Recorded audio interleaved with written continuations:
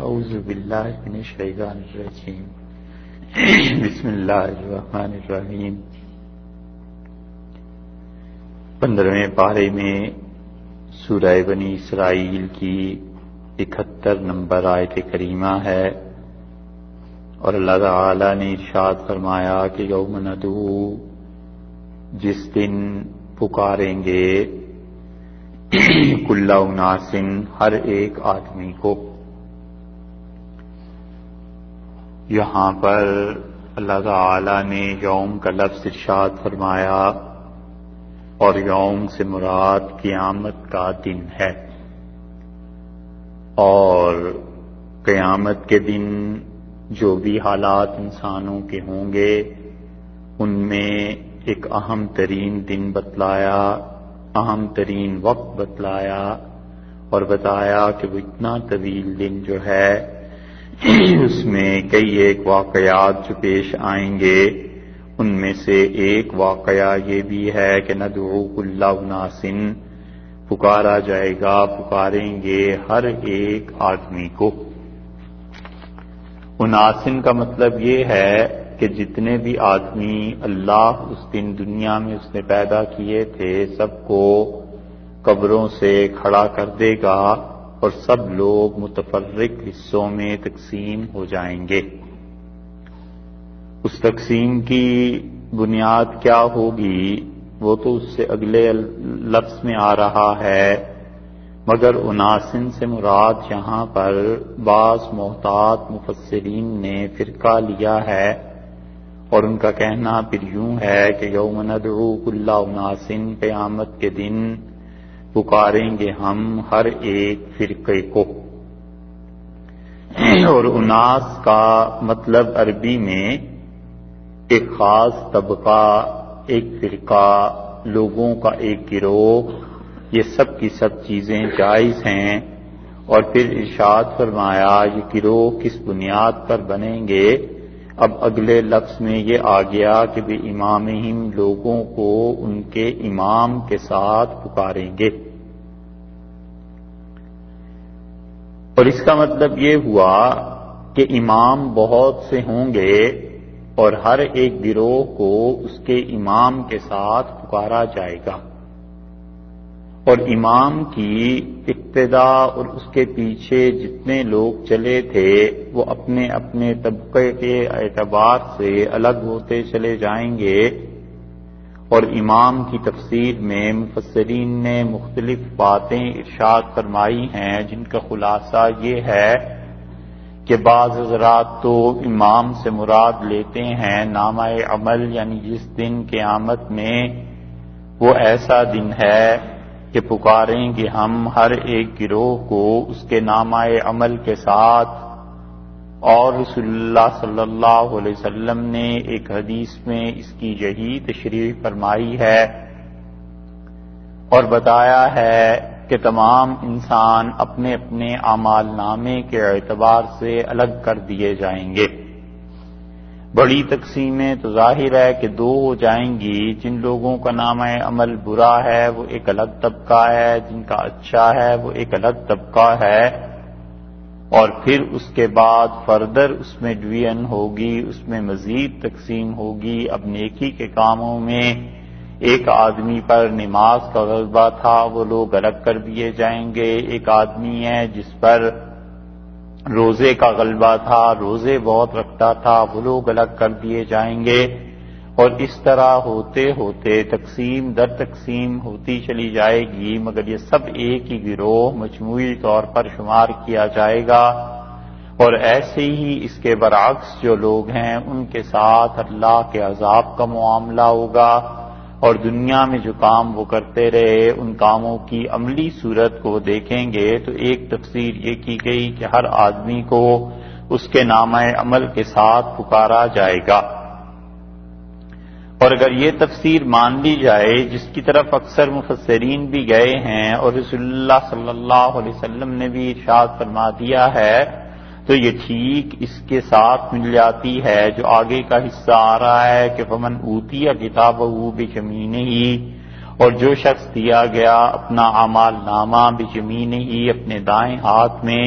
فَأُولَٰئِکَ سو ایسے سارے لوگ وہ اتنے خوش ہوں گے کہ یقرؤون وہ پڑھیں گے اپنا کتاب نامہ کتابہم اپنے نامہ عمل کو، اور وہ اتنے اس سے خوش ہوں گے اس کو پڑھ کے کہ خوشی میں دوسروں کو بھی دکھاتے پھریں گے، وَلَا يُظْلَمُونَ فَتِيلًا اور ان پر ایک دھاگے کے برابر بھی ظلم نہیں ہوگا۔ تو امام کے لفظ کا اگر یہ معنی لے لیا جائے کہ نامہ عمل کی بنیاد پر لوگ الگ الگ ہو جائیں گے اعمال نامے کی بنیاد پہ، تو پھر تو یہ پوری آیت اسی طرح واضح اور صاف ہو جاتی ہے، اور اس کو اسی لیے اکثر مفسرین نے ترجیح دی ہے،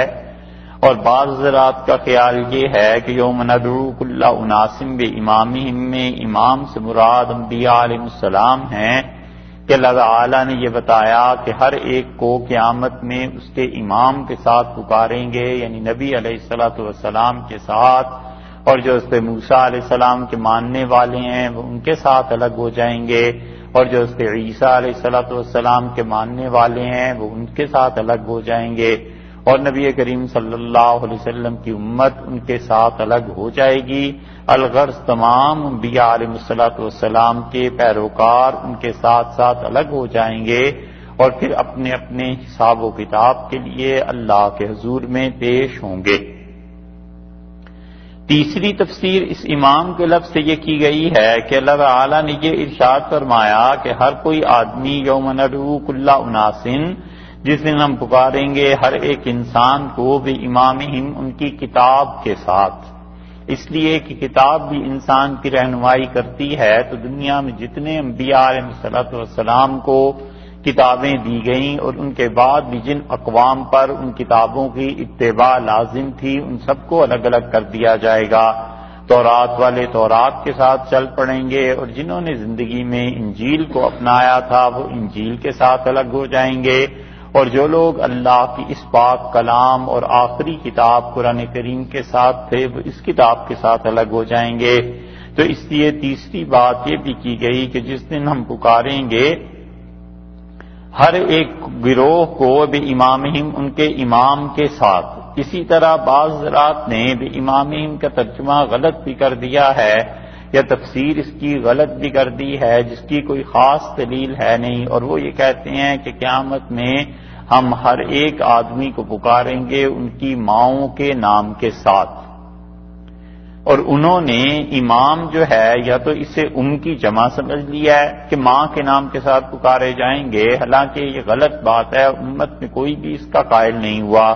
رسول اللہ صلی اللہ علیہ وسلم نے جب صاف فرما دیا کہ قیامت میں تم میں سے ہر انسان اپنے باپ کے نام کے ساتھ پکارا جائے گا،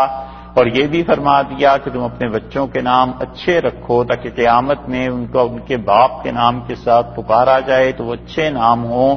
اس وجہ سے جب رسول اللہ صلی اللہ علیہ وسلم نے فرما دیا کہ قیامت میں باپ کا نام لیا جائے گا تو پھر ماں کے نام کے کوئی معنی نہیں ہیں۔ اب جب یہ کہہ دیا کہ قیامت میں ماں کے نام کے ساتھ پکارے جائیں گے تو پھر اس کی توجیہ بھی انہوں نے کی، انہوں نے کہا اس کی تین وجہ ہیں۔ ایک وجہ تو یہ ہے کہ حضرت عیسیٰ علیہ السلام کے شرف اور منزلت کا اظہار کہ وہ اپنی والدہ کے نام کے ساتھ پکارے جائیں گے، لیکن یہ بات ایسے ہی ہے فضول اس اعتبار سے کہ حضرت عیسیٰ علیہ السلام کو پکارنے کی وجہ سے خدا سارے نظام کو تبدیل کر دے، اور لوگ جو ہمیشہ اپنے باپ کے نام اور خاندان باپ کے نام سے پہچانا جاتا ہے اسے کر دیں۔ پھر اس کے بعد دوسرا طبقہ آ گیا، انہوں نے کہا حضرت فاطمہ رضی اللہ عنہا کے نام سے پکارے جائیں گے لوگ، یعنی حضرت حسن اور حضرت حسین رضی اللہ عنہما کو حسین ابن علی اور حسن ابن علی رضی اللہ عنہم کہنے کی بجائے انہیں حضرت فاطمہ رضی اللہ عنہا کے نام سے پکارا جائے گا، تاکہ لوگوں پر حضرت فاطمہ رضی اللہ عنہا کی شرف اور منزلت ظاہر ہو۔ یہ بھی ایک جھوٹ ہے جس کا کہیں بھی تذکرہ نہیں آیا۔ اور تیسری چیز اس کے بعد والوں نے لکھ دی، انہوں نے کہا اصل میں اللہ تعالیٰ بہت پردے ڈالنے والا ہے، تو قیامت میں وہ لوگ جن کے باپ کا دنیا میں کچھ پتہ نہیں تھا کہ یہ کس کی اولاد ہیں، ان کے لیے اللہ قیامت میں ماؤں کے نام کے ساتھ پکارے گا۔ یہ اقوال اس لیے آپ کے سامنے ذکر کیے ہیں کہ جب آپ تفسیر کو پڑھیں گے تو ایک اصول کی بات کی یاد رکھیے کہ مفسرین ایسے ایسے لچر اقوال بھی نقل کر دیتے ہیں جن کو کوئی نہیں پوچھتا،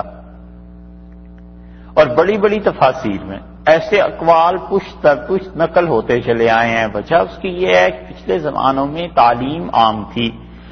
علم عام تھا، تو وہ ہر چیز نقل کر دیتے تھے، کہتے تھے فلانے زمانے میں یہ بات تھی، فلاں زمانے میں یہ بات تھی، فلاں نے یہ لکھ دیا، فلاں نے یہ لکھ دیا، تو وہ سمجھتے تھے کہ مسلمان پڑھے لکھے ہیں، خود ہی ان چیزوں میں وہ فرق کر لیں گے، تفریق کر لیں گے۔ انہیں نہیں پتا تھا کہ مسلمانوں پر ایسا وقت بھی آ جائے گا جب وہ قرآن پاک کو پڑھیں گے ہی نہیں، اور اس کی تشریح اور تفسیر کے لیے بھی بہت مشکل ہو جائے گی۔ اس لیے ان مفسرین نے ایسے ایسے اقوال بھی لکھ دیے، نقل کر دیے، جو در حقیقت کسی بھی طرح اعتنا کرنے کے، سننے کے، لکھنے کے قابل نہیں تھے۔ تو اب جب کوئی شخص ان تفاسیر کو پڑھتا ہے تو بعض اوقات حیرت ہوتی ہے کہ یہ بات کیسے لکھتی، تو اس کو یہ آدمی کو بات یاد نہیں رہتی کہ اس زمانے کا ماحول، اس زمانے کی بات ایسی تھی، اور اس زمانے میں لوگ ایسی چیزیں لکھتے تھے، اس چیز سے خوش ہوتے تھے، تو وہ بے احتیاطی کا دائرہ ایسا کھلا کہ بہت سی چیزیں وہ لکھتی گئیں جو صحیح نہیں ہیں۔ تو یہی حال اس کا بھی ہے کہ انہوں نے امام جو تھا وہ یا تو ان کی جمع کر لیا، یا یہ کہ اپنے پاس سے پھر اور لمبی چوڑی توجیحات کرنے لگے سوچ سوچ کے، اور رسول اللہ صلی اللہ علیہ وسلم کی جو صحیح حدیث تھی اس کو انہوں نے ترک کر دیا۔ اس لیے یہ ساری باتیں بس ایسے ہی ہیں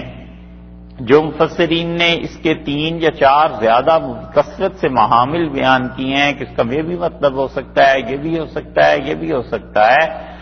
وہ آپ حضرات کے سامنے عرض کر دیے۔ پھر اللہ تعالیٰ نے فرمایا کہ فمن اوتی کتابہ بیمینہ، سو جو انسان اس کو کتاب دی گئی،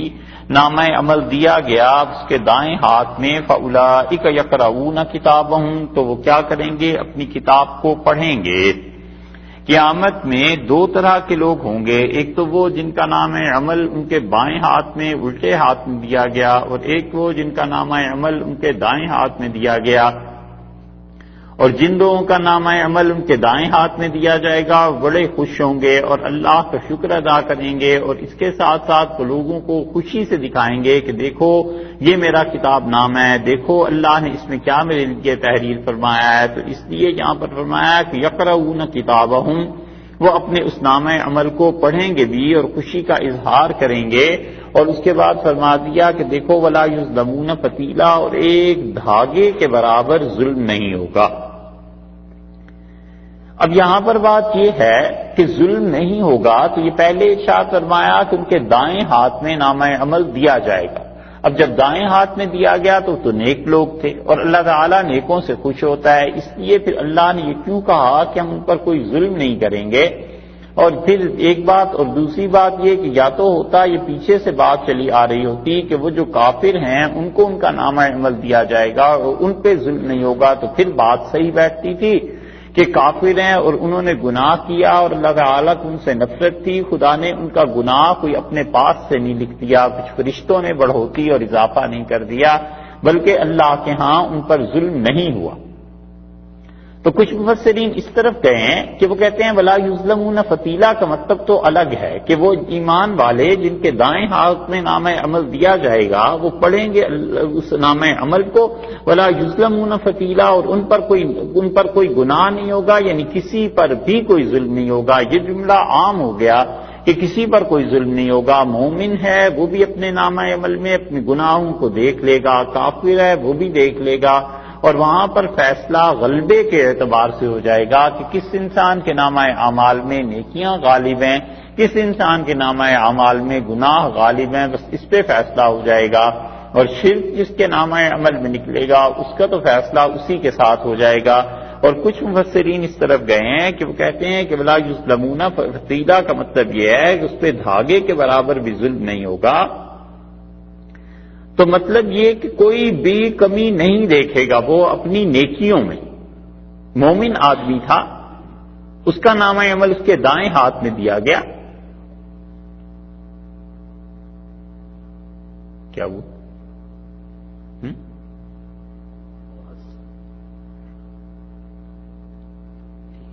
مومن آدمی تھا، اس کا نامہ عمل اس کے دائیں ہاتھ میں دیا گیا، ولا یظلمون فتیلا، اور ظلم نہیں ہوگا ان پر جن کا نام عمل دائیں ہاتھ میں دیا گیا ہے، فتیلا دھاگے کے برابر بھی ظلم نہیں ہوگا۔ تو مطلب یہ ہو گیا کہ کوئی بھی نیکی جو انہوں نے دنیا میں کی تھی اس کی کمی بالکل وہ نہیں دیکھیں گے، ہاں اضافہ ممکن ہے۔ تو اللہ تعالی اہل ایمان کی بات کر رہا ہے تو ان پہ خدا اتنا مہربان ہوگا کہ وہ جب نامہ عمل دیکھیں گے تو چھوٹی سے چھوٹی نیکی کو بھی اس میں پالیں گے۔ اسی لیے رسول اللہ صلی اللہ علیہ وسلم نے فرمایا کہ جب میں معراج میں گیا تو مجھے میری امت کے اعمال دکھائے گئے، اور آپ نے فرمایا میں نے ایک آدمی کے عمل کو دیکھا جس نے مسجد سے ایک تنکا اٹھا کر باہر پھینک دیا تھا تاکہ اللہ کا یہ گھر خراب نہ ہو، اللہ کے گھر میں یہ چیز نہ ہو، فضول چیز ہے، گندگی محسوس ہوتی ہے تو یہ چیز نہ ہو۔ تو رسول اللہ صلی اللہ علیہ وسلم نے فرمایا اس کا عمل بھی مجھے دکھایا گیا۔ تو لا یظلمون فتیلا، یہ جو لوگ نیک ہیں ذرہ برابر کوئی کمی نہیں ہوگی، دھاگے کے برابر کمی نہیں ہوگی، نیکیاں ان کی ساری سالم اور محفوظ اللہ دکھا دے گا۔ اور جو کافر ہیں ان کا سرے سے ذکر ہی نہیں ہوا، وہ اگلی آیت میں ذکر آتا ہے۔ تو یہ پوری آیت ان لوگوں کے متعلق ہو گئی جو ایمان والے ہیں، اور دوسرا گروہ رہ گیا جو پہلے اللہ تعالی نے فرما دیا کہ ہم ہر ایک آدمی کو بلائیں گے کلّ اناسم بامامہم، اس کے نامہ عمل کے ساتھ۔ تو نامہ عمل میں پہلی شک اس آیت میں پوری کر دی کہ ایمان والوں کو ان کا نامہ عمل دائیں ہاتھ میں دے دیں گے، وہ اس نامہ عمل کو پڑھیں گے، ولا یظلمون فتیلا، اور ان پر کوئی دھاگے کے برابر بھی ظلم نہیں ہوگا، یعنی ساری نیکیاں اپنی محفوظ پائیں گے، کم نہیں ہوں گی۔ ہاں اضافہ اس اعتبار سے ہو سکتا ہے کہ اس نے ایک نیکی کی تھی اور اللہ نے اسے قبول کر کے 10 نیکیاں کر دیا، اس نے ایک ہی نیکی کی تھی اور اللہ تعالی نے اسے 700 گنا بڑھا دیا، جتنا بھی اللہ کی مشیت میں تھا اللہ نے اس کے اخلاص اپنے فضل کے ساتھ جتنا اسے چاہا بڑھا دیا۔ آخری لفظ جو لائے ہیں فتیلہ کے دھاگے کے برابر بھی، تو فتیل عربی میں کہتے ہیں دھاگے کو۔ اب کوئی آدمی کہے کہ یہ دھاگا تو پورا بنڈل بھی ہو سکتا ہے، پورا گچھا بھی ہو سکتا ہے، دھاگا بھی کئی سیر اور کئی من کا ہو سکتا ہے، اور اس کو اگر ناپنے لگ جائیں تو پوری دنیا بھی ایک دھاگے میں ہو سکتی ہے۔ تو یہاں پر وہ اصل میں بات اتنی سی ہے کہ فتیلہ عربی میں کہتے ہیں اس دھاگے کو جو کھجور کی گٹھلی میں ہوتا ہے۔ کھجور کی گٹھلی آپ دیکھیں نا، کھجور کھائیں اس کی گٹھلی میں جہاں درمیان میں ایک لائن لگی بھی ہوتی ہے، اس میں ایک دھاگا ہوتا ہے، اس کو عرب کہتے تھے فتیل۔ تو کوئی قابل اعتنا چیز ہی نہیں تھی، نہ ہی کوئی اس کو کوئی اہمیت اس کی دنیا میں ہے ہی نہیں۔ تو اللہ تعالیٰ نے فرمایا اس فتیل کے برابر بھی ان پر ظلم نہیں ہوگا، اتنی سی بھی نیکی اگر ہوگی تو ہم وہ بھی لا کر ان کو دکھا دیں گے۔ یہ تو ایک گروہ ہو گیا، اور دوسرے گروہ کے متعلق فرمایا کہ ومن کان فی ھذہ اعمی، اور جو انسان رہا فی ھذہ اس دنیا میں اعمی اندھا، فہو بس وہ آدمی فی الآخرۃ اعمی قیامت میں بھی اندھا رہے گا۔ جو اس دنیا میں اندھا تھا وہ قیامت میں بھی اندھا رہے گا۔ یمن سے کچھ لوگ آئے اور انہوں نے اس سے عبداللہ ابن عباس رضی اللہ عنہما سے اسی آیت کی تفسیر پوچھی، اور انہوں نے کہا حضرت اللہ تعالیٰ نے قرآن میں کہا ہے کہ جو اس دنیا میں نابینا رہا وہ آخرت میں بھی اندھا رہے گا، تو اس کا کیا مطلب ہے؟ تو اس سے عبداللہ ابن عباس رضی اللہ عنہما نے فرمایا کہ قرآن کو پیچھے سے پڑھو، اور انہوں نے ان کی توجہ دلائی اس آیت کی طرف جو پیچھے گزر چکی ہیں، اور اللہ تعالیٰ نے جہاں پر 66 نمبر آیت میں فرمایا ہے کہ ربکم الذی یزجی لکم الفلک فی البحر، اور تمہارا پروردگار تو وہ ہے جو تمہارے لیے دھکیلتا ہے، چلاتا ہے جہازوں کو سمندر میں، لتبتغوا من فضلہ، تاکہ تم اپنے اللہ کا فضل تلاش کرو، انہ کان بکم رحیما، اور وہ تمہیں دنیا میں بڑا نفع دینے والا ہے اللہ۔ اور پھر یہ ساری آیات انہوں نے پڑھوائیں اس سے، اور انہوں نے کہا اتنی بڑی بڑی نشانیاں اللہ کی دیکھنے سے جو انسان اندھا رہا اور ان چیزوں کو دیکھ کر اللہ کو نہیں پہچانا، وہ آخرت میں بھی اندھا ہی رہے گا، آخرت میں بھی اللہ کو نہیں پہچانے۔ اسی کی تشریح میں مفسرین نے لکھا ہے کہ جس انسان کے پاس حق آیا، رسالت آئی، صحیح راستہ آیا، دلائل آئے، انبیاء علیہ السلام کو خدا نے صحیح دین کے ساتھ مبعوث کر کے دعوت اس تک پہنچ گئی، اس کے باوجود وہ اندھا رہا، اس کے باوجود وہ دین سے بے خبر رہا، فہو فی الآخرۃ اعمی، ایسا انسان آخرت میں بھی اندھا رہے گا۔ آخرت میں اندھا رہنے کا مطلب یہ ہے کہ وہ جس طرح دنیا میں اللہ سے غافل رہا، آخرت میں بھی اس انسان کے لیے کوئی اچھائی اور نیکی نہیں ہوگی۔ دنیا میں جس طرح محروم تھا ہدایت سے، آخرت میں ایسے ہی محروم رہے گا مغفرت سے، اللہ کی بخشش سے۔ یہاں بھی وہی اندھا پن اور وہاں بھی وہی اندھا پن، جو کچھ انسان میں دنیا میں بویا تھا قیامت میں جا کے اسی فصل کو کاٹ لے گا۔ یہاں بھی یہ حرکتیں کرتا رہا، آخرت میں بھی، کیونکہ جس انسان نے دنیا میں ان اللہ کے انعامات کو دیکھ کے ہدایت حاصل نہیں کی، اس کے لیے قیامت میں بھی کوئی ایسی چیز نہیں ہے جو اللہ اسے دے سوائے عذاب کے۔ اسی معنی میں وہ تمام احادیث آتی ہیں جن میں رسول اللہ صلی اللہ علیہ وسلم نے کسی انسان کو دیکھا، مثلا حضرت خالد بن ولید رضی اللہ عنہ جب اسلام لائے ہیں اور حضرت اکرمہ ابو جہل کے بیٹے جب ایمان کے لیے حاضر ہوئے ہیں رضی اللہ عنہ، اور اسی طرح ابو لہب کے بیٹے جب آئے ہیں رسول اللہ صلی اللہ علیہ وسلم کے پاس ایمان کے لیے، تو سب کے لیے آپ نے ایک جملہ تقریباً سب سے کہا، کیونکہ مکہ مکرمہ میں یہ لوگ بڑے پائے کے لوگ شمار کیے جاتے تھے۔ مکہ مکرمہ میں اپنے والدین کے بعد ان کی بڑی دھاک، بڑا روب، بڑے مانی ہوئی شخصیات تھی، تو آپ نے فرمایا مجھے حیرت ہے کہ تم اب تک اسلام سے بے خبر رہے۔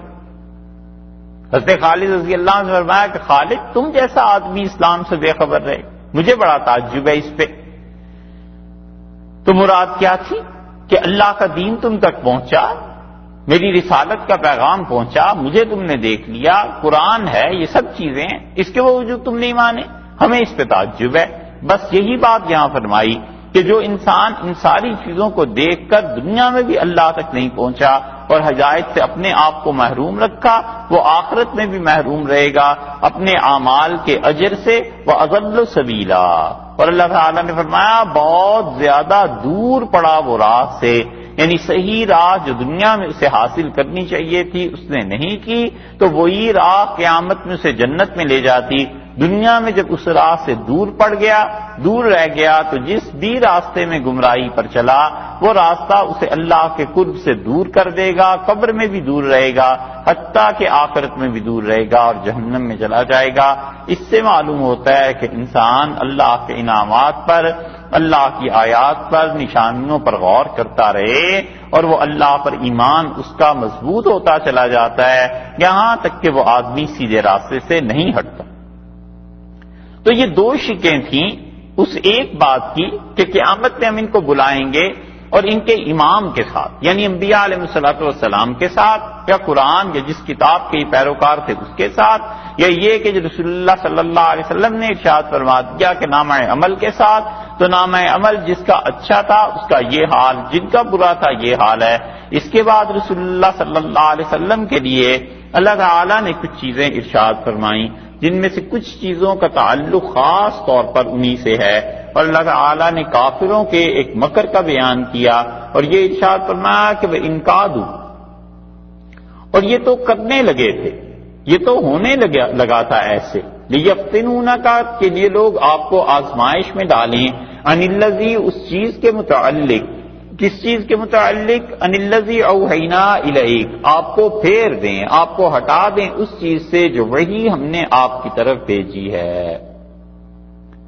لتفتری علینا غیرہ، اس وجہ سے کہ لتفتری، تاکہ آپ بہتان لگائیں علینا ہم پر، غیرہ اس کے علاوہ، اس وحی کے علاوہ کوئی چیز آپ ہمارے لیے تجویز کر دیں۔ یہ کافر تو آپ کے ساتھ یہ حرکت کرنے لگے تھے، ان کا تو پورا یہ پروگرام تھا کہ یہ ہٹا دیں، آپ کو آزمائش میں ڈال دیں، فتنے میں ڈال دیں اس چیز سے جو وہی ہم نے آپ کی طرف بھیجی تھی۔ کیوں؟ لتفتری علینا غیرہ، تاکہ آپ اس وحی کے علاوہ کوئی اور چیز ہمارے لیے ثابت کر دیں، اور یہ چیز یہ کرنے لگے تھے، اور اگر یہ ہو جاتی تو پھر اس کا انجام کیا ہوتا وہ آگے بتلایا۔ اور واقعہ یہ ہوا رسول اللہ صلی اللہ علیہ وسلم کے ساتھ کہ کفار مکہ میں سے کچھ بڑے بڑے لوگ آ گئے تھے اور رسول اللہ صلی اللہ علیہ وسلم انہیں سمجھاتے رہے، اللہ کے دین کی دعوت دیتے رہے، اور انہوں نے یہ بات رسول اللہ صلی اللہ علیہ وسلم کے سامنے رکھی کہ جو لوگ آپ کے پاس آتے ہیں ان سے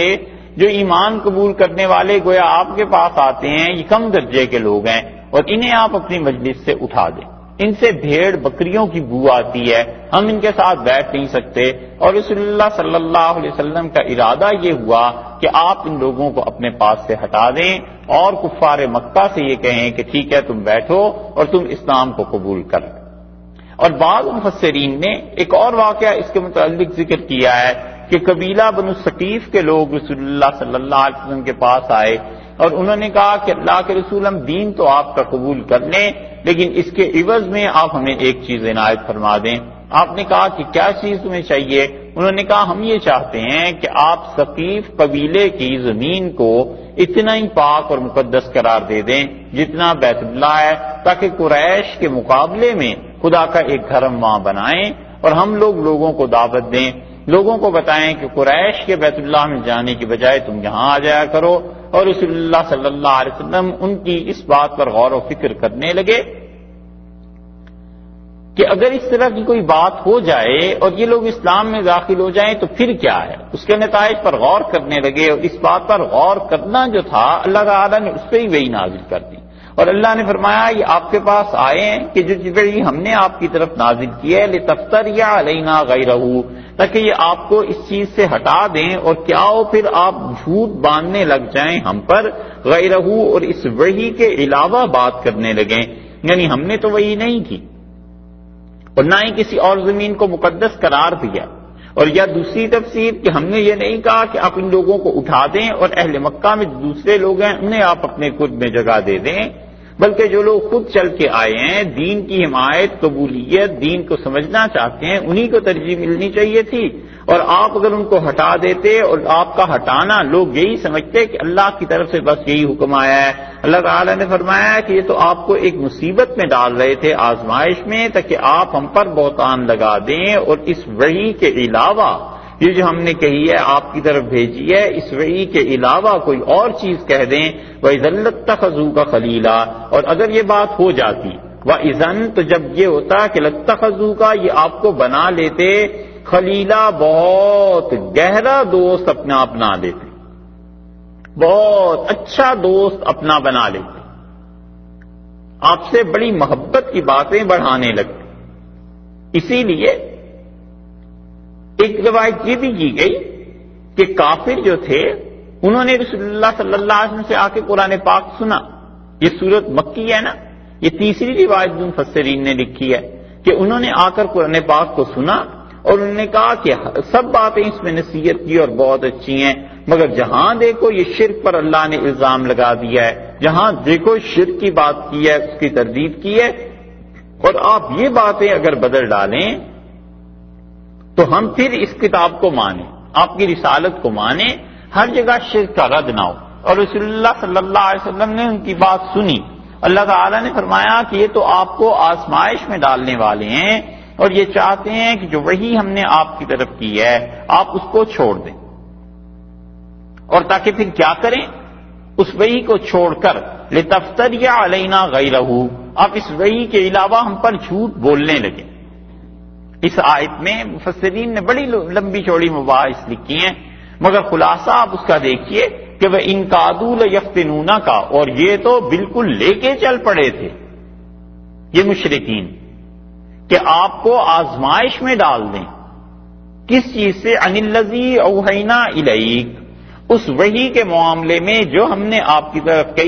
کی ہے کہ خدا کی وحدانیت، توحید، اللہ تعالیٰ کی ذات، اس کی صفات، اس میں کسی کا شریک نہ ہونا، یہ جو ہم نے آپ کی طرف وحی کی ہے نا اس کے بارے میں یہ آپ سے مطالبہ کرنے لگے ہیں، یہ فرمائشیں،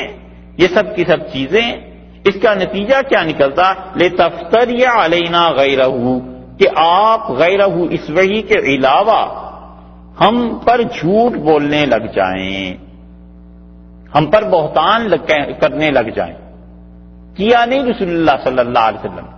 اس لیے جن مفسرین نے یہاں پر عصمت نبوت کی بحث چھیڑی ہے وہ الگ بات ہے، ہم کہتے ہیں کہ لِتَفْتَرِيَ عَلَيْنَا غَيْرَهُ کا مطلب یہ ہے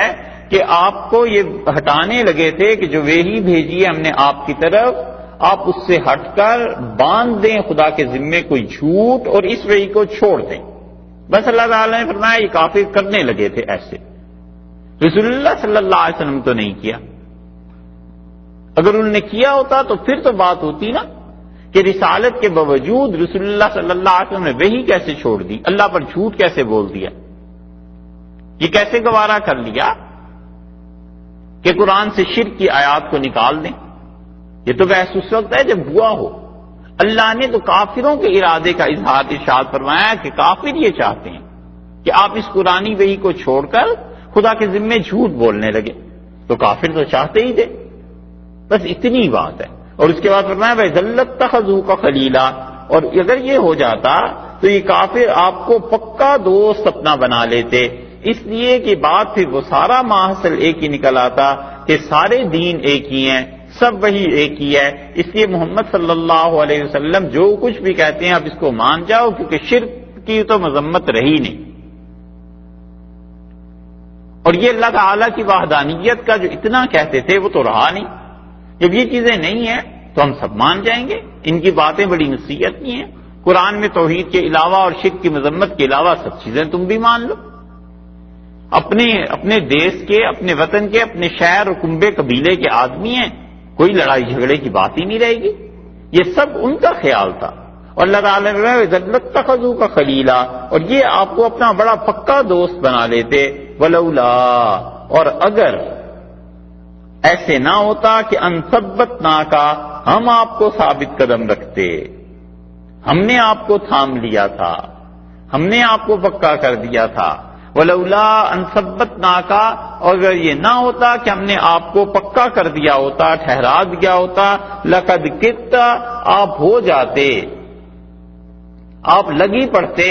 ترکن الیہم، جھکنے کی طرف ان کی طرف جھکنا، شیئن قلیلا، تھوڑا سا آپ بھی ان کی طرف جھک جاتے۔ یہ تو ہم نے آپ کو تھام دیا تھا، وگرنہ تو آپ ان کی طرف تھوڑا سا جھک جاتے۔ یہ ہے وہ چیز جس کو انتفاع اول اور انتفاع ثانی کے نام سے یاد کرتے ہیں۔ انتفاع اول اور انتفاع ثانی کا مطلب یہ ہے کہ اگر یہ چیز نہ ہوتی تو یہ ہو جاتی، تو جب دوسری چیز نہیں ہوئی تو پہلی بھی نہیں ہوئی۔ ٹھیک ہے، ایسے سمجھیے جیسے کہتے ہیں کہ بچہ بھاگا اور اگر یہ جنگلہ نہ ہوتا تو گر پڑتا، اگر یہ آگے آڑ نہ ہوتی تو نیچے گر پڑتا، تو آڑ تھی لہذا نہیں گرا، اسی کو ریورس میں چلائیں نا۔ تو اگر ہم آپ کو نہ تھامتے تو آپ ان مشرکوں کی طرف ذرا سا جھک جاتے، اور کیوں نہیں جھکے؟ اس لیے کہ ہم نے تھام لیا۔ اور یہ بات تو سب مانتے ہیں، اور یہ پوری دنیا، جتنے بھی مسلمان طبقے، فرقے، متکلمین، اشاعرہ، ماتریدیہ، کیا اس پورے اسلام کی بنیاد ہی اسی پہ ہے کہ انبیاء علیہ الصلوۃ والسلام بھی جو معصوم ہوا کرتے ہیں اور جو ان سے گناہ نہیں ہوتے، تو وہ بھی تو اللہ تعالیٰ ہی کا فضل ہے، اللہ ہی رسالت دیتا ہے۔ تو اس لیے اللہ تعالیٰ نے محبت کے اظہار میں یہ فرمایا کہ دیکھیے رسول اللہ صلی اللہ علیہ وسلم ابھی جھکے نہیں۔ جب آپ تفاسیر کو دیکھیں گے تو اس موقع پہ ان آیات کو حل کرنے کے لیے مفسرین نے بہت کچھ لکھا ہے۔ بس آپ سیدھی سادی سی بات یہ ذہن میں رکھیے گا کہ اللہ تعالیٰ نے فرمایا لولا ان ثبتناک، اگر ہم آپ کو نہ جمع دیتے وحی پر، تو گویا یہ کہہ دیا کہ آپ کا معصوم رہنا، آپ کی نبوت اور رسالت کے لوازمات میں سے عصمت کا ہونا، یہ بھی ہم نے ہی معصوم رکھا ہے، یہ بھی ہماری مہربانی ہے، ہماری نوازشات کا نتیجہ ہے۔ اگر ہم آپ کو ثابت نہ رکھتے تو پھر کیا ہوتا؟ لقد کدت ترکنوا الیہم شیئا قلیلا، تو آپ تھوڑا سا جھک ہی جاتے ان کی طرف، جھکے تو نہیں۔ اس لیے نہیں جھکے کہ اللہ نے تھام لیا، اور اگر اللہ نہ تھامتا تو جھک جاتے۔ تو اول تو جھکنا ہوا ہی نہیں، صرف یہ کہا ہے کہ ترکنوا الیہم، آپ جھکنے کے قریب ہو جاتے، اور وہ بھی کتنا قریب ہوتے؟ شیئا قلیلا، ذرا سا جھکنے کے قریب بس پہنچ جاتے۔ یہ کیوں ہوتا تھا رسول اللہ صلی اللہ علیہ وسلم کے ساتھ؟ کیوں؟ اور فرمایا اس لیے کہ طبیعت مبارکہ میں یہ غلبہ تھا کہ کسی طرح یہ مسلمان ہو جائے، کسی طرح یہ لوگ ایمان میں داخل ہو جائیں، کسی طرح یہ کفر سے بچ جائیں، کسی طرح یہ جہنم کے ایندھن بننے سے بچ جائیں. یہ کمال شفقت ہے رسول اللہ صلی اللہ علیہ وسلم کی. اس لیے یہاں پر ہم کہتے ہیں جو عتاب اور ناراضگی کی بات ہی نہیں ہے، بلکہ محبوبیت کا اظہار ہے کہ آپ ایسے میرے اچھے بندے ہیں، ایسے میرے پیارے نبی ہیں، ایسے مجھے محبوب ہیں، آپ اتنے اچھے لگتے ہیں ہمیں علیہ الصلوۃ والتسلیم کہ آپ کو ادھر ذرا سا بھی جھکنے سے بھی ہم نے محفوظ کر لیا، ہم نے آپ کو تھام دیا، ہم نے کہا ذرا بھی ادھر نہیں جانا بھائی. یہ ہے چیز. اس لیے جن لوگوں نے بحث چھیڑی ہے یہاں پر کہ رسول اللہ صلی اللہ علیہ وسلم کا کفر کی طرف جھک جانا اس سے کیا مراد تھی، پھر وہ لمبی چوڑی بحث ہے. محتاط مفسرین کہتے ہیں کہ رسول اللہ صلی اللہ علیہ وسلم جھکے ہی نہیں،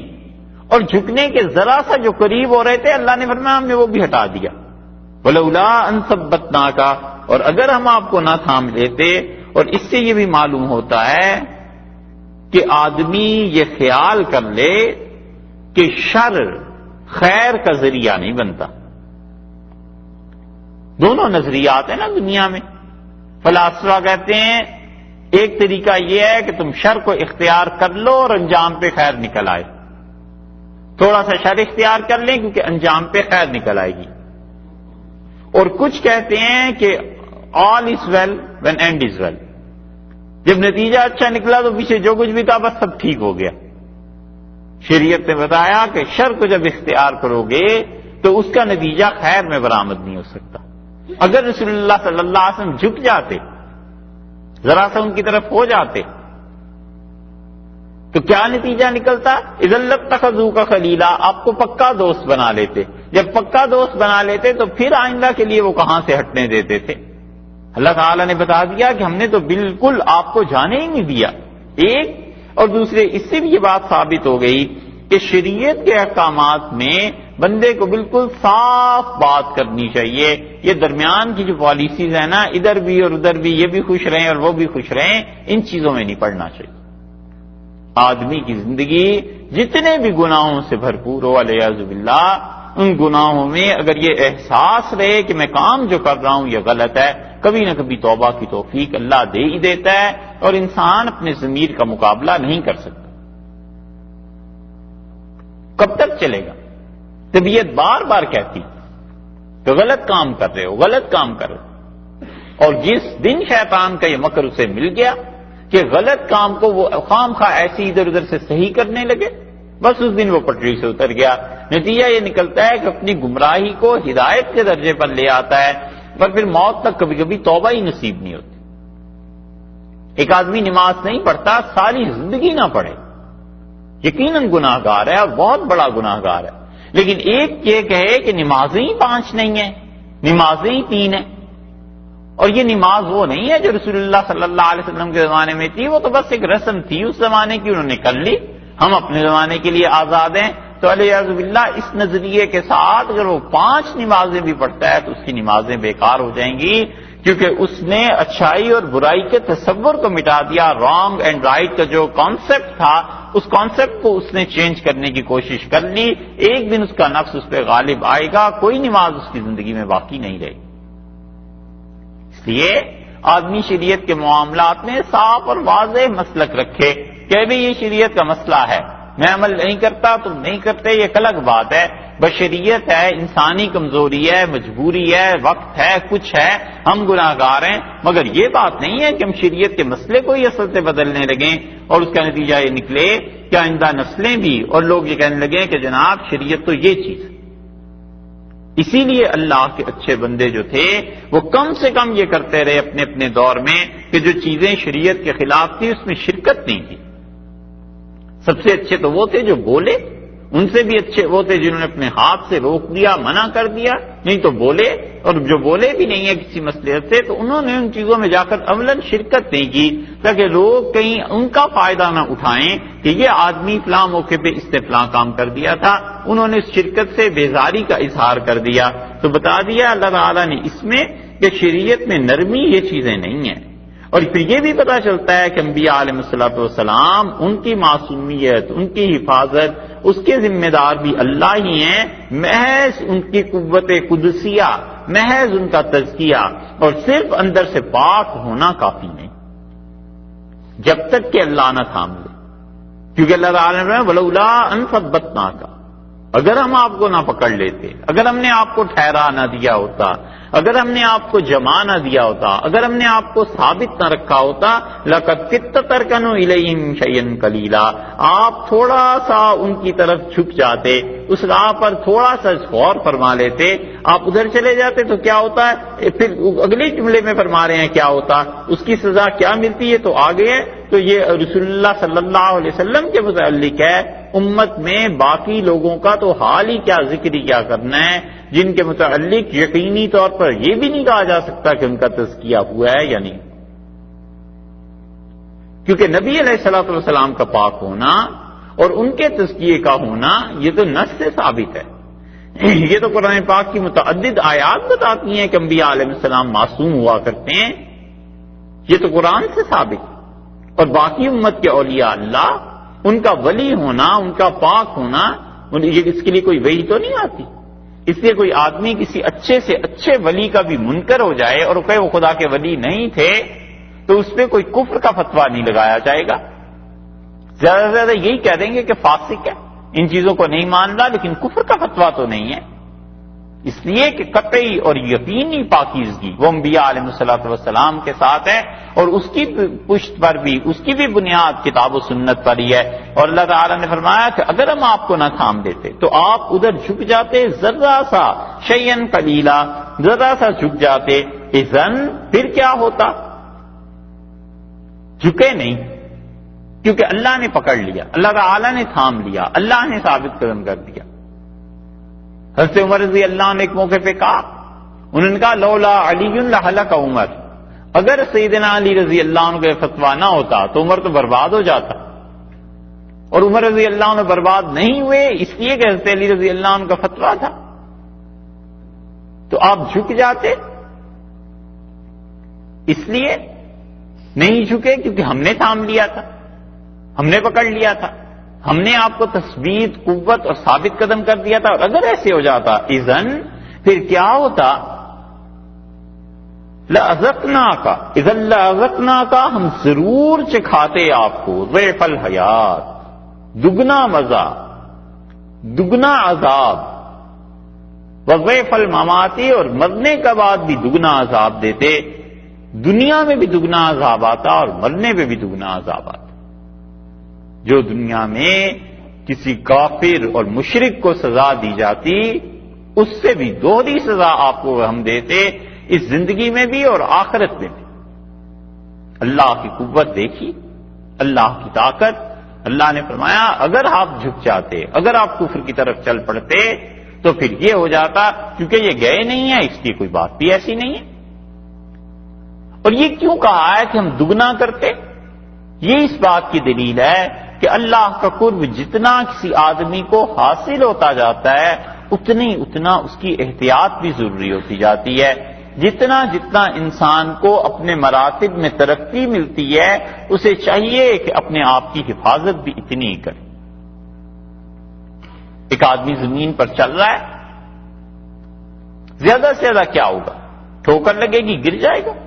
اور یہی آدمی جب اڑنے لگتا ہے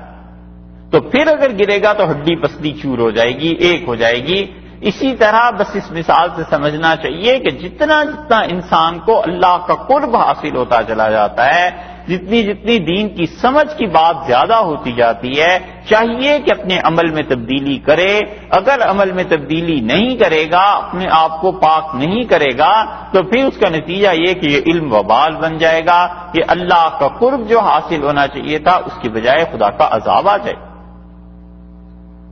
اسی لیے صحیح بخاری میں وہ حدیث ہے نا جو اس دن آئی تھی کہ رسول اللہ صلی اللہ علیہ وسلم نے فرمایا یہ کیا ہو رہا ہے؟ ایک آدمی لیٹا ہوا ہے اور اس کے سر پر پتھر مار رہا ہے دوسرا آدمی، پھر اس کا سر پھٹ جاتا ہے. پھر وہ تو انہوں نے کہا یہ وہ آدمی ہے جسے اللہ نے قرآن کی سمجھ دے دی تھی اور فرض نماز کے وقت سوتا رہتا تھا، سوتا تو نہیں لیٹا رہتا تھا. اس کا فرض نمازوں میں سر بھاری ہو جاتا تھا، اٹھتا نہیں تھا، نماز نہیں پڑھتا تھا. یہ اس کو عذاب دیا گیا. اس میں یہ کیوں آیا ہے کہ اسے قرآن پاک کی سمجھ حاصل ہو گئی تھی؟ مطلب یہ کہ اس کو اللہ نے اتنا اچھا موقع دے دیا، اپنی کتاب کا علم دے دیا، اس کے باوجود اس شخص کے عمل میں کیوں نہیں تبدیلی آئی؟ اور فارسی میں کہتے ہیں نزدیکارا پیش بود حیرانی، جو اللہ کے جتنا قریب ہو جاتا ہے اس کی حیرت اور ہی بڑھ جاتی ہے۔ جن کے رتبے ہیں سوا ان کو سوا مشکل،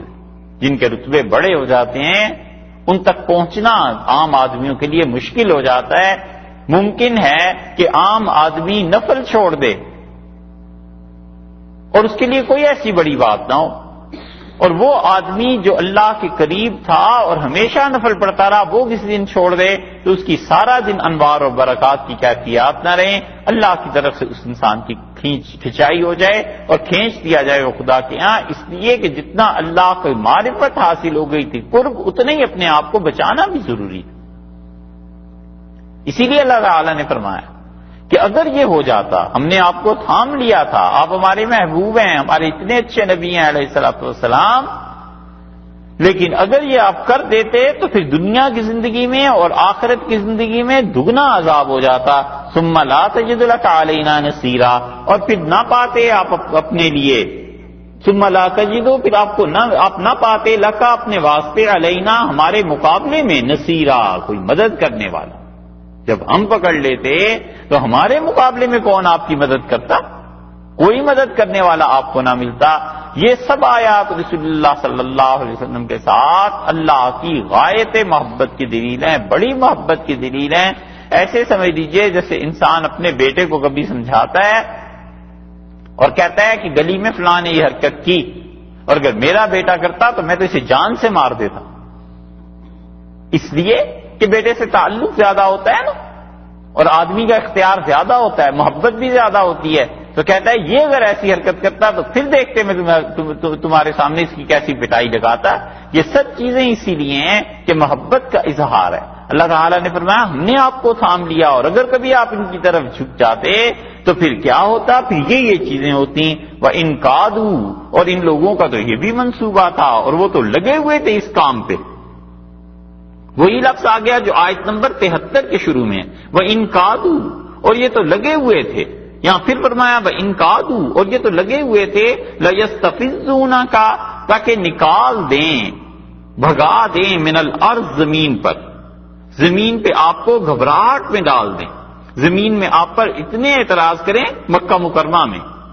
اتنا زیادہ تنگ کریں، لِيُخْرِجُوكَ، تاکہ آپ کو نکال دیں، منہا، اس مکہ سے آپ کو نکال دیں۔ یہ تو اتنی زیادہ پریشان کرنے کی سازش میں لگے ہوئے تھے کہ یہ تو آپ کو نکالنا چاہتے ہیں مکہ مکرمہ سے، یہ تو ایسی حرکتیں کر رہے ہیں۔ اور اگر یہ ہوتا وَإِذًا لَا يَلْبَسُونَ، اور اگر یہ ہو جاتا لَا يَلْبَسُونَ، نہیں رہتے خلافہ کا آپ کے بعد، إِلَّا قَلِيلًا، مگر یہ کہ بہت تھوڑا عرصہ انہیں بھی جینے کو ملتا، ہم پھر ان کی بھی کھچائی کرتے تھے، اور اللہ نے یہ کر دیا۔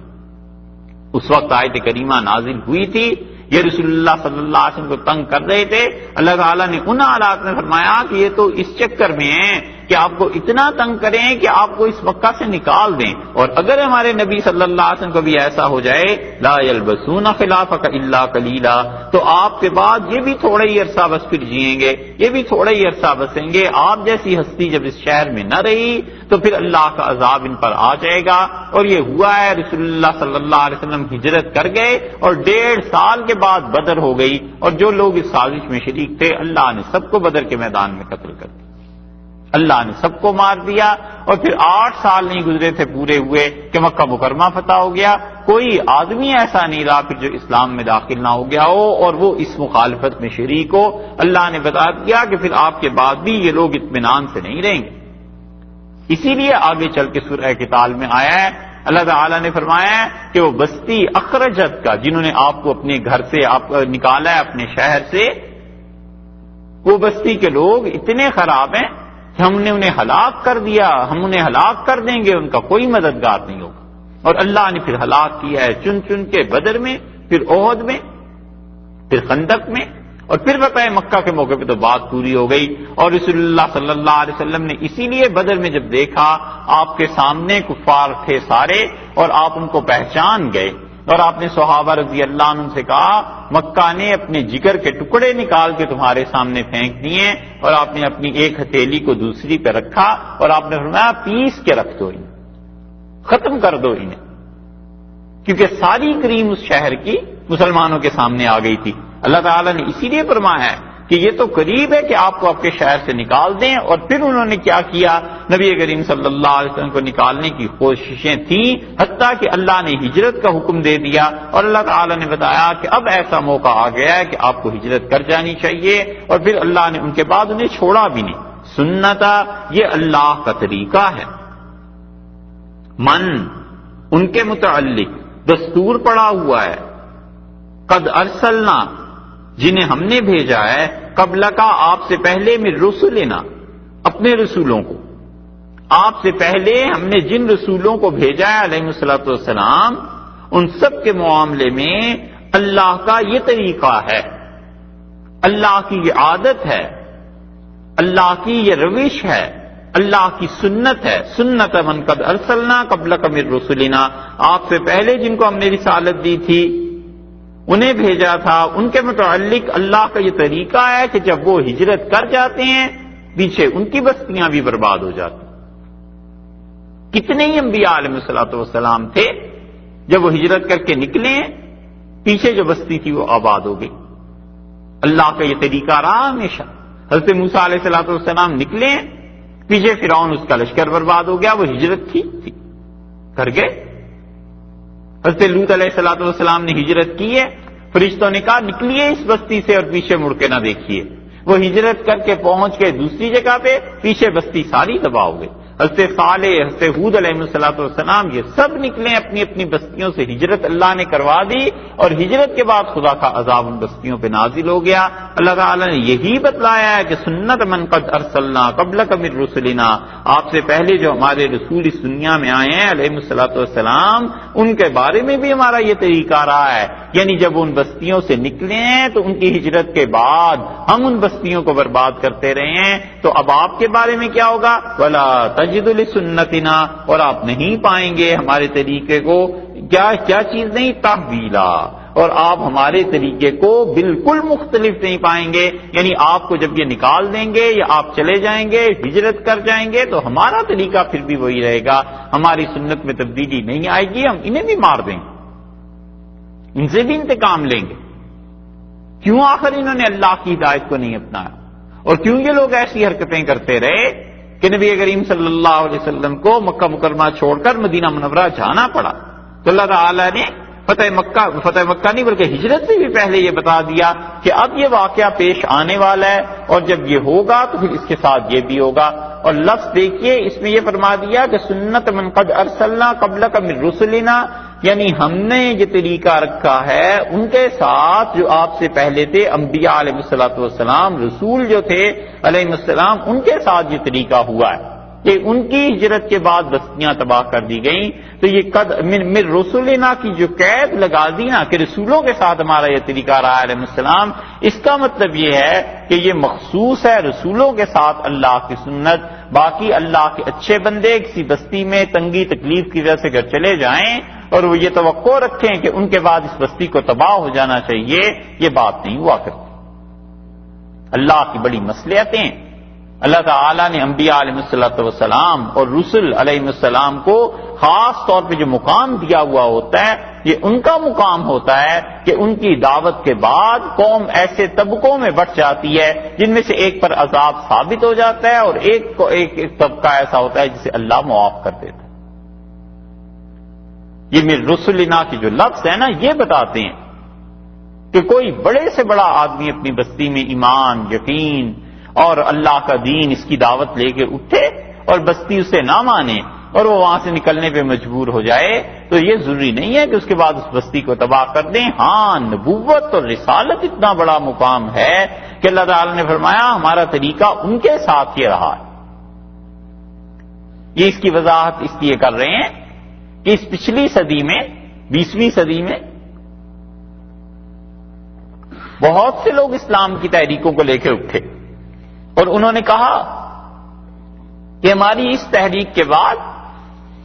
تقریباً ہندوستان کے مسلمانوں کی پوزیشن یہ ہو گئی ہے جو رسول اللہ صلی اللہ علیہ وسلم کے بعثت مبارکہ کے بعد ہوئی تھی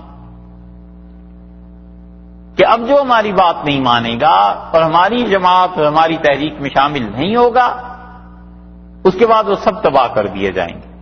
اور خاص طور سے جب ہندوستان سے ہجرت ہو گئی تو پھر تو ان کا خیال تھا کہ ہندوستان کے مسلمان تو بالکل ہی برباد کر دیے جائیں گے، قہر خدا کا ان پہ نازل ہوگا، کیونکہ اتنی بڑی تحریک ہم نے اٹھا دی تھی، اسلام کی طرف بلایا تھا، کیوں نہیں یہ سارے ہمارے جھنڈے تلے جمع ہو گئے، ہماری پارٹی میں شامل ہو گئے. یہ بڑے بڑے مضامین لکھتے رہے اور وہ اس بات کو بھول گئے، اسی آیت کو پیش کرتے رہے کہ اللہ نے یہ کہا ہمارا طریقہ تبدیل نہیں ہوتا، اور اب 50 55 60 برس ہو گئے ہیں، اب تک تو خدا کا کوئی عذاب نازل نہیں ہوا ہندوستانی مسلمانوں، اور نہ ہی ایسی چیز آئی ہے کہ وہ سب کے سب مار دیے جاتے. یہ سب غلط فہمی اس لیے تھی کہ انہوں نے اس پر غور نہیں کیا کہ اللہ نے فرمایا بالرسلنا، یہ طریقہ ہمارے رسولوں کا علیہ الصلوۃ والسلام. اور یا پھر غلط فہمی اس وجہ سے کہ وہ اپنے آپ کو اتنا بڑا قداور شخصیت سمجھنے لگے کہ جیسے رسالت کا مقام گویا اس زمانے میں ان کے لیے ہو گیا ہے، قریب بس اس مقام کے پہنچ ہی گئے ہیں. اور ان کی دعوت کے بعد امت 2 حصوں میں تقسیم ہو گئی ہے، کچھ نے مانا ہے کچھ نے نہیں مانا. کچھ ایسے ہیں جو نسلی مسلمان ہیں اور کچھ اصلی مسلمان ہیں، اور نسلی مسلمانوں پر عذاب آ کر رہے گا اور یہ سب تباہ کر دیے جائیں گے. تو پڑھنے والوں نے جب پڑھا، مولانا سید سلیمان ندوی رحمۃ اللہ علیہ نے اور مولانا مناظر حسن صاحب گیلانی رحمۃ اللہ علیہ وغیرہ نے ان مضامین کو پڑھا تو انہوں نے کہا بابا یہ تو نبوت اور رسالت کا منصب ہوتا ہے، اس کی وجہ سے عذاب آیا کرتا ہے، وگرنہ امت میں کوئی بھی آدمی جو دین کا کام کرتا ہے، لوگوں کو اصلاح کی طرف بلاتا ہے، اچھائی کی طرف بلاتا ہے، اس کی پوزیشن یہ نہیں ہو جایا کرتی کہ اس کی نہ مانی جائے تو پوری قوم ہی ہلاک کر دی جائے. یہ ہے قرآن پاک کو اپنی محض عقل سے سمجھنے کا نتیجہ کہ اس آیت میں اللہ نے جو چیز رسولوں کے لیے علیہ السلام مخصوص کی تھی لوگ اس کو اپنے لیے سمجھنے لگے. اب جب یہ بات ہو گئی کہ رسول اللہ صلی اللہ علیہ وسلم اللہ نے بتا دیا وَلَا تَجِدُ لِسُنَّتِنَا تَحْوِيلًا، اور آپ ہمارے طریقے میں بالکل کوئی تبدیلی نہیں پائیں گے، بس آپ کے نکلنے کی دیر ہے. پھر ان مکہ والوں کو دیکھیں ہم کیا کرتے ہیں. مکہ والوں کا وہ ایک سال گنے جانے کے قابل تھا. رسول اللہ صلی اللہ علیہ وسلم نکلے اور اس کے بعد تباہی آ گئی مکہ والوں کی بدر میں، اور رسول اللہ صلی اللہ علیہ وسلم کے بعد پھر ان کی تباہی آ گئی قحط میں، اور پھر رسول اللہ صلی اللہ علیہ وسلم کے نکل جانے کے بعد اتنی غربت مکہ مکرمہ میں آئی کہ انہوں نے پوری اپنے جتنے پیسے تھے جنگوں میں جھونک دیے اور خود کنگال ہو کر بیٹھ گئے. اور پھر رسول اللہ صلی اللہ علیہ وسلم کے جانے کے بعد حدیبیہ آ گئی، اور حدیبیہ میں ان کی من پسند شرائط پر رسول اللہ صلی اللہ علیہ وسلم نے صلح کر لی، اور اس کے باوجود ان لوگوں کو ہیٹا ہوا اور یہ لوگ ذلت اور ناکامی میں چلے گئے، کیونکہ اللہ کا یہ دین بہت دور دور تک پھیل گیا. اور پھر انہیں پتا چلا جب رسول اللہ صلی اللہ علیہ وسلم کا پیغام بادشاہوں تک پہنچ گیا ہے تو اب یہ کچھ کر بھی نہیں سکتے تھے. معاہدہ کر چکے تھے کہ 10 سال تک ہم آپس میں نہیں لڑیں گے، نہ ادھر اسلام کی اشاعت کو روک سکتے تھے، اسلام کے پھیلنے کو، اور نہ ہی اپنے ہاں وہ کوئی کام کر سکتے تھے. اس لیے اللہ کی روش کوئی تبدیل نہیں ہوئی ہے. رسول اللہ صلی اللہ علیہ وسلم کی تحریک، ان کا اللہ کی طرف بلانا، لوگوں کی تربیت، لوگوں کا اسلام قبول کرنا، یہ سب کچھ ہوتا. اس کے بعد یہ ارشاد فرمایا کہ اقم الصلاۃ، آپ نماز کو قائم کیجئے. اور یہ دونوں چیزوں کا آپس میں ربط بڑا گہرا ہے، اور ربط یہ ہے کہ جب آپ نبوت کا کام کر رہے ہیں، جب آپ رسالت کا کام کر رہے ہیں، اتنی بڑی ذمہ داری آپ اٹھا رہے ہیں، کافروں کو اسلام کی طرف بلا رہے ہیں، تو یہ ضروری ہے کہ آپ کی اپنی شخصیت کی بھی تعمیر ہو. یہ ضروری ہے کہ آپ بھی اللہ کے مطیع اور فرما بردار ہوں. اسی کو دوسری جگہ قرآن پاک میں آیا، اللہ تعالیٰ نے فرمایا کہ وَمَنْ أَحْسَنُ قَوْلًا مِّمَّنْ دَعَا إِلَى اللَّهِ، اس سے زیادہ اچھی بات کس کی ہو سکتی ہے جو اللہ کے دین کی طرف لوگوں کو بلاتا ہے، وَعَمِلَ صَالِحًا، اور خود بھی نیک کام کرتا ہے. یہ ہے راز کہ آدمی جب اللہ کی دین کی طرف لوگوں کو بلائے تو یہ ضروری ہے کہ اس انسان کی اپنی شخصیت بھی کچھ بنی ہوئی ہونی چاہیے، اس کی شخصیت میں وزن ہونا چاہیے، اس کے اپنے اعمال بھی نیک ہونے چاہیے، نتیجہ یہ کہ اس کی دعوت میں برکت ہوتی۔ ایک بزرگ تھے، ان سے کسی نے کہا حضرت ہم بات کرتے ہیں اور ہماری بات لوگ سنتے ہیں، تقریروں میں بڑا مزہ آتا ہے، لیکن عملی زندگی ان کی نہیں بدلتی۔ اور یہ جو لوگ مرید ہوتے ہیں کسی شیخ سے، کسی پیر، کسی بزرگ سے، اور وہ تھوڑی سی بات کرتے ہیں اور دوسرے کی زندگی بدل جاتی ہے۔ تو انہوں نے کہا بھائی یہ وہی کرتا ہے۔ انہوں نے کہا یہی تو پوچھتے ہیں کہ کیوں ہوتا ہے؟ انہوں نے کہا تم زبان سے بات کرتے ہو، نتیجہ یہ کہ جو تمہارا مخاطب ہوتا ہے اس کے کان تک ہی رہتی ہے، اور وہ اللہ کے اچھے بندے دل سے بات کرتے ہیں، اس لیے وہ دل پر جا کر لگتی ہے اور پھر تبدیلی آ جاتی ہے۔ یہی چیز اللہ تعالیٰ نے دونوں جگہ یہاں بھی بتا دی کہ جہاں دین کی دعوت ہے، لوگوں کو اللہ کی طرف بلانا ہے، آپ کے دشمنوں کو ہم نے تباہ کرنا ہے، یہ سب چیزیں ہوں گی، اس کے ساتھ ساتھ یہ ضروری ہے کہ اپنی عملی زندگی کی بھی خبر لینی چاہیے، اپنے آپ کو بھی نیک رکھنا چاہیے۔ اس لیے آدمی ہمیشہ یہ کوشش کرے کہ نسبت میں وزن پیدا ہو، پھیلاؤ کی نسبت وزن کا پیدا کرنا زیادہ ضروری ہے۔ پھیلاؤ عام ہو جاتا ہے اور نسبت میں وزن اور گہرائی یہ مشکل سے آتی ہے۔ بس یہ کام کرنے کا کہ پھیلاؤ کتنا ہی کم کیوں نہ ہو لیکن گہرائی ہونی چاہیے۔ ایک مثلاً کدو ہے نا، تو یہ پانی میں نہیں ڈوبتا، آپ اس کو پھینک دیں سمندر میں، دریا میں، تو اوپر ہی اوپر تیرتا رہے گا سارا 2 میل 10 میل 20 میل۔ بوتل ہے نا، اس میں ہوا ہوتی ہے، اس کو ڈاٹ لگا کے آپ پھینک دیں، ممکن ہے آدھا بحر الکاہل پھر جائے، ایک موج ادھر سے اٹھائے ادھر، اور اس بوتل کو اگر زبان منہ لگ جائے، زبان اس سے پوچھے کیا دیکھا، تو وہ صرف سرفیس کا حال بیان کر سکتی ہے کہ اوپر اور نیچے کیا ہے، گہرائی میں کیا ہے، یہ تو ہمیں بھی نظر آتا ہے، 10 فٹ کی گہرائی کا اسے نہیں پتا۔ تو جو لوگ دین کی دعوت کا کام کرتے ہیں اور ان کی اپنی عملی زندگی بنی بھی نہیں ہوتی، یہ اس کدو ہی کی طرح ہوتے ہیں، بوتل کی طرح، کہ دیکھنے کو تو اتنے ممالک پھر لیے اور اتنے کام کر لیا اور اتنے لوگوں سے مل گئے اور اتنی کتابیں لکھ دی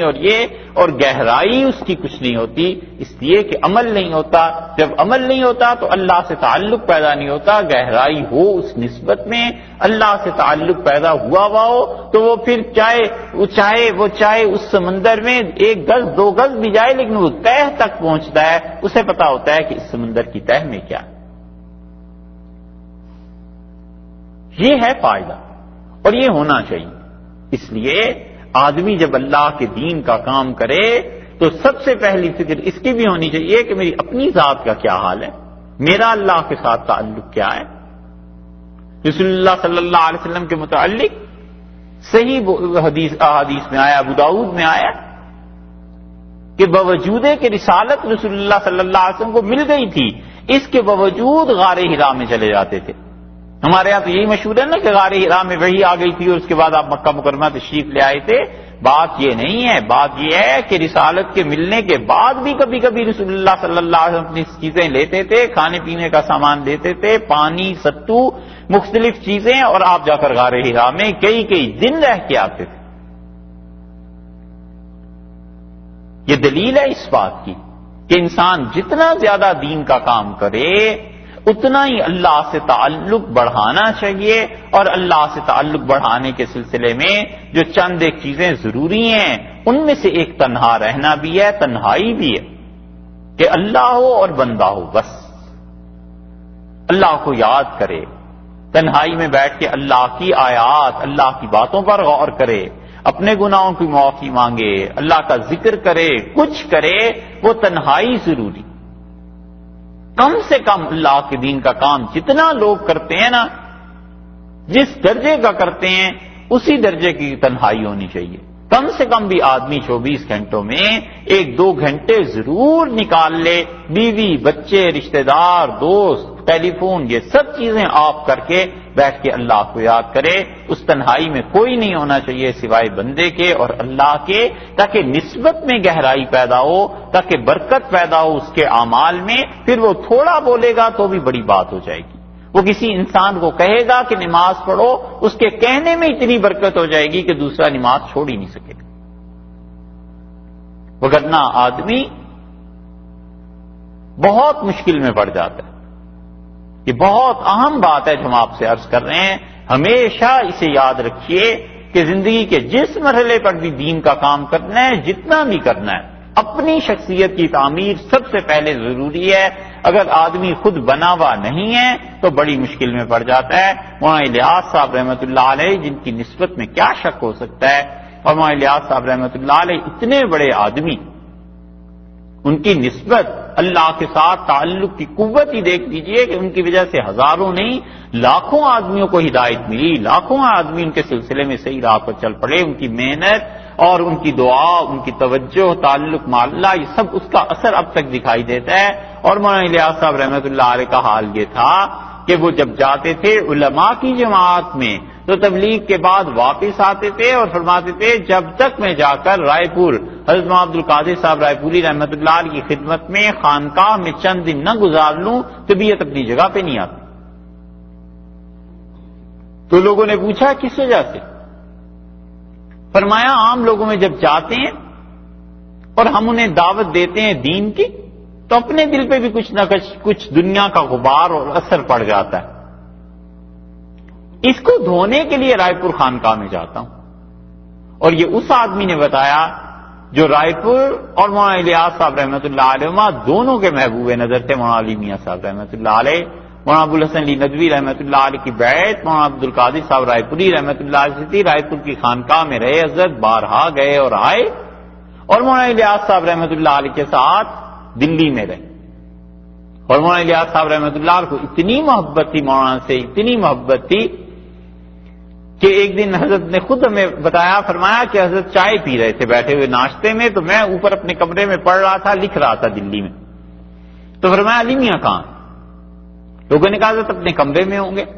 تو چائے لی اور کسی نے کہا حضرت میں دے آتا ہوں، تو اٹھ کے نہیں فرمایا ہم خود دے کے آئیں۔ اور فرمایا اوپر میرے کمرے میں آئے، دروازہ کٹکھٹایا تو میں نے دروازہ کھولا، بڑی حیرت ہوئی، حضرت کھڑے تھے اور چائے کی پیالی فرمایا تمہارے لیے لایا ہوں، تو میں نے رکھی، اور مولانا الیاس صاحب رحمۃ اللہ علیہ نے جو دروازے کی چوکھٹ تھی دونوں طرف سے پکڑ لی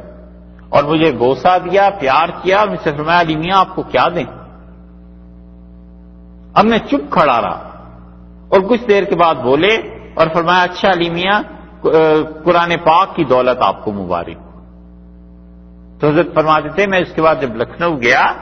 تو میں وہاں تفسیر پڑھاتا تھا، ایسے ایسے نکات میرے ذہن میں آتے تھے کہ مجھے ڈر لگتا تھا اگر لوگوں کے سامنے بیان کروں تو یہ سمجھ نہیں پائیں گے کہ کسی فتنے میں مبتلا نہ ہو جائیں۔ یہ ایک جملے کا اثر تھا، لیکن اس جملے کے پیچھے ان کا تزکیہ باطن، ان کا روشن باطن اور یہ سب چیزیں، اس کا اثر تھا۔ اس ساری چیز کے باوجود کہتے تھے کہ میں جب تک وہاں جا کر کچھ دن نہ گزار لوں طبیعت اپنی جگہ پر نہیں آتی۔ ہمارے زمانے میں یہ بہت بڑا المیہ ہے، کمی ہے، ٹریجڈی کے لفظ جسے آپ تعبیر کرتے ہیں، یہ وہ ہے کہ لوگوں کی اپنی نسبت پہ قوت ہوتی نہیں، نوافل ذکر اذکار تو دور کی بات ہے، فرائض تک کی پابندی ان سے نہیں ہوتی۔ اور ان سے پوچھو کہ پوری دنیا کو مسلمان کرنے چلے ہیں اور پوری دنیا میں اسلام میں پھیلانا ہے، وہ جو اپنی تعمیر تھی شخصیت کی وہ کہاں گئی؟ اس لیے اللہ تعالی نے یہاں رسول اللہ صلی اللہ علیہ وسلم کو بتایا کہ وحی کا مقام کتنا نازک ہے، خبردار ذرہ بھی ان کی طرف نہیں جانا، اور اگر آپ چلے جاتے میرے محبوب تو پھر یہ بھی ہو سکتا تھا، یہ بھی ہو سکتا تھا، اور آپ کو یہ نکال رہے ہیں نبوت اور رسالت کی مخالفت۔ ہم ان کے ساتھ ایسے کریں گے بلا تجد لسنتنا تحویلا، اور آپ ہمارے طریقے میں دیکھیں گے کوئی تبدیلی نہیں آئی۔